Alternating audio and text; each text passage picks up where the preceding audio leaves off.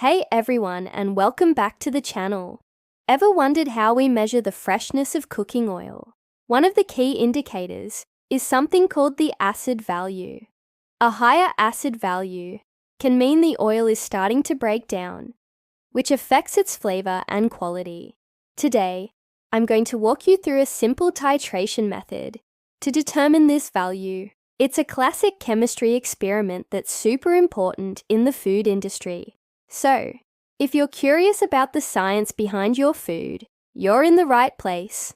First things first, let's gather our materials.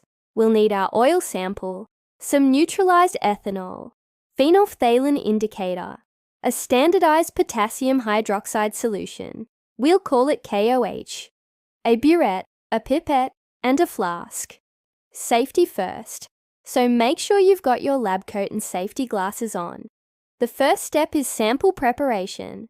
We need to accurately weigh our oil sample. Let's take about 2 to 5 grams and place it into a clean flask. Next, we'll add about 50 milliliters of neutralized ethanol. The ethanol acts as a solvent, helping to dissolve the free fatty acids present in the oil so they can react with our KOH solution. Now for the fun part. We add a few drops of phenolphthalein indicator to our oil and ethanol mixture. Phenolphthalein is great because it's colorless in acidic solutions, but turns a beautiful pink in neutral or basic conditions. This color change is exactly what we're looking for to find our endpoint.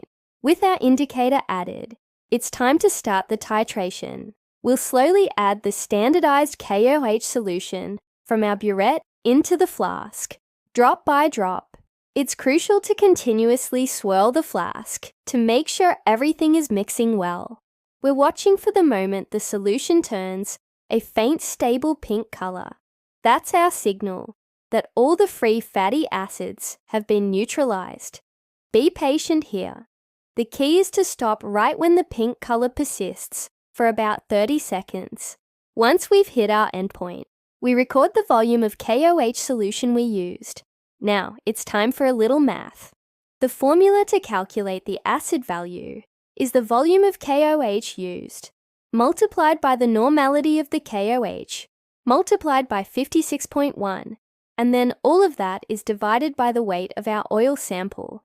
This gives us the acid value in milligrams of KOH per gram of oil. We can also calculate the free fatty acid percentage, often expressed as oleic acid, using a similar formula with a different factor.